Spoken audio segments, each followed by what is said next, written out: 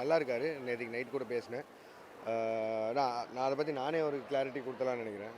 ஏன்னா கிட்டத்தட்ட ஒரு மாதம் முன்னாடி நினைக்கிறேன். ஒரு மாதம் இல்லை, ஒரு 40 நாள் முன்னாடி இருக்கும். இந்த வைசாக் ஸ்கெட்யூல் ஆரம்பிக்கிறதுக்கு முன்னாடி அப்போ சொன்னது சார் எங்ககிட்ட, இந்த மாதிரி அக்டோபர் இந்த 30ஆம் தேதி அவருக்கு ஒரு நான் சர்ஜிக்கல் ஒரு சின்ன ப்ராசஸ் இருக்குதுன்னு சொல்லி.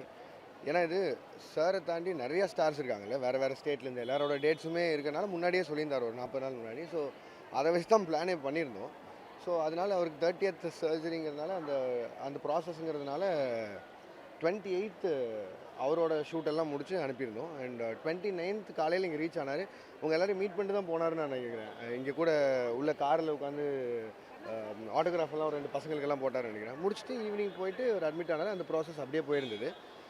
அண்டு அது இப்படி வைரல் ஆச்சுன்னு தெரியல. ஏன்னா நாங்களும் அங்கே ஷூட்டில் இருந்தோம்.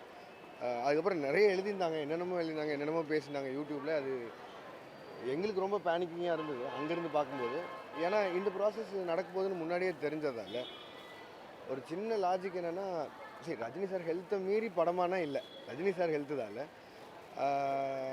அப்போது என்னென்னா, இப்போ அவருக்கு அந்த மாதிரி ஏதாவது ஒரு டிஸ்கம்ஃபர்ட் ஷூட்டில் இருக்கும்போது நாங்கள் ஏதாவது ஃபீல் பண்ணியிருந்தாலும் ஏதாவது ஆயிடுச்சுனால என்டையர் யூனிட்டும் நேராக இங்கே ஹாஸ்பிட்டலில் தான் நின்றுருப்போம்.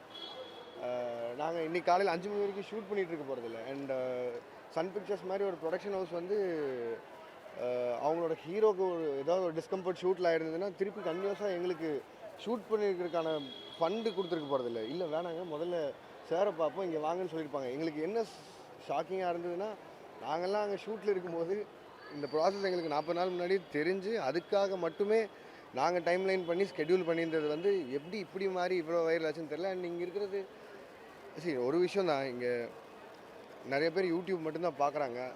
நம்ம வேலையில் இருக்கிறதால அது அங்கே பெருசாக தெரில. பட் ஆனால் எங்களுக்கெல்லாம் ரொம்ப பேனிக் ஆச்சு. யூடியூப்பில் ஒவ்வொருத்தரும் ஒவ்வொன்றும் பேசுகிறத பார்க்கும்போது அவ்வளோ பேனிக்கிங்காக இருந்தது. அது எப்படி சொல்கிறதுனே எனக்கு தெரில.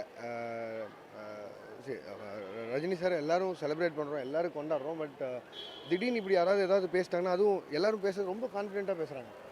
கிட்ட இருந்து இப்படி நெக்ஸ்ட் இருந்து பார்த்த மாதிரி பேசுகிறாங்க. ஏன்னா ஒரு 540 பேர் இங்கேருந்து அங்கே போயிருக்கோம்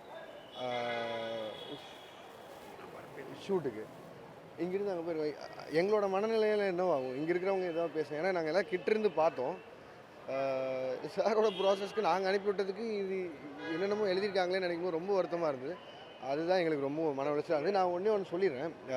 இப்போ இது சொன்னதெல்லாம் உண்மை இல்லை. இதை கொண்டு போய் எப்படியாவது மக்கள்கிட்ட ரீச் பண்ண பாருங்கள் முடிஞ்ச அளவுக்கு. இது ஒன்றும் இல்லை, ரஜினி சார் ரொம்ப நல்லா இருப்பார். ரஜினி சார் எப்பவுமே அவர் சொல்கிற மாதிரி அந்த அவர் சொல்கிறதே தான் நான் திருப்பி சொல்கிறேன். ஆண்டம் வரலால் அவருக்கு ஒன்றுமே ஆகாது, எதுவுமே ஆகாது. எங்களுக்கு தான் பேனிக் ஆகுது. ஒவ்வொன்றும் எழுதுறது பார்க்கும்போது தான் பேனிக் ஆகுது. எவ்வளோ தூரம் அவரை எப்படி நாங்கள் ட்ரீட் பண்ணி எப்படி பார்த்துக்குறோம், எப்படி கொண்டாடுறோம், எப்படி செலிப்ரேட் பண்ணி அது ஆடியன்ஸ் கொடுக்க வைக்கிறோம். இந்த வயசில் அந்த மனுஷன் இவ்வளோ எஃபர்ட் போடுறது, ஒவ்வொரு செகண்டும் ஃபேன்ஸ் என்ன பண்ணுவாங்க, எப்படி யோசிப்பாங்க அப்படின்னு. பட் ஆனால் இதுதான் பேனிக்கிங்காக இருந்தது உண்மையிலேயே. நான் இதை திருப்பியும் யூடியூபர்ஸ் ஆகட்டும், மீடியா ஆகட்டும், எல்லாருக்கும் ரெக்வஸ்ட்டாக மட்டுமே வச்சுக்கிறேன். யாரையும் பேனிக் பண்ணாதீங்க, யாரையும் ஏதாவது ஒன்று எழுதி பேனிக் பண்ணாதீங்க. ஏதாவது வேணும்னா இப்போது எங்களை ரீச் பண்ண பாருங்கள். இப்போ சரி என்ன ரீச் பண்ண முடியல, சன் பிக்சர்ஸ் இங்கே தான் இருக்குது, அவங்கள ரீச் பண்ணுங்கள். ப்ரொடக்ஷன் சொல்லுவோம், என்ன நடக்குதுங்கிறது சொல்லுவாங்க. அவங்க சொல்கிறது அதிகாரப்பூர்வமாக தெரிவிங்க. வேறு ஒன்றும் சொல்கிறதுக்கு இல்லை.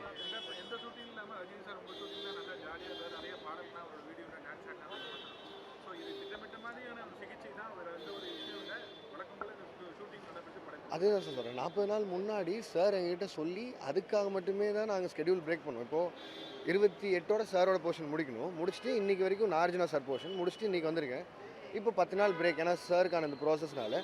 ஸோ திருப்பி அக்டோபர் 15லேருந்து ஷூட் ஆரம்பிக்கணுங்கிறது தான், இதுதான் ஸ்கெட்யூல். இதுபடி தான் போகிறோம். இதுக்கு பின்னாடி எவ்வளோ ரெஸ்பான்சிபிளாக எல்லோரும் வேலை சொல்லி எவ்வளோ ரெஸ்பான்சிபிலிட்டி இருக்குது இதில்.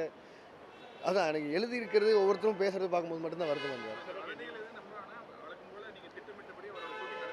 ஆமாம்.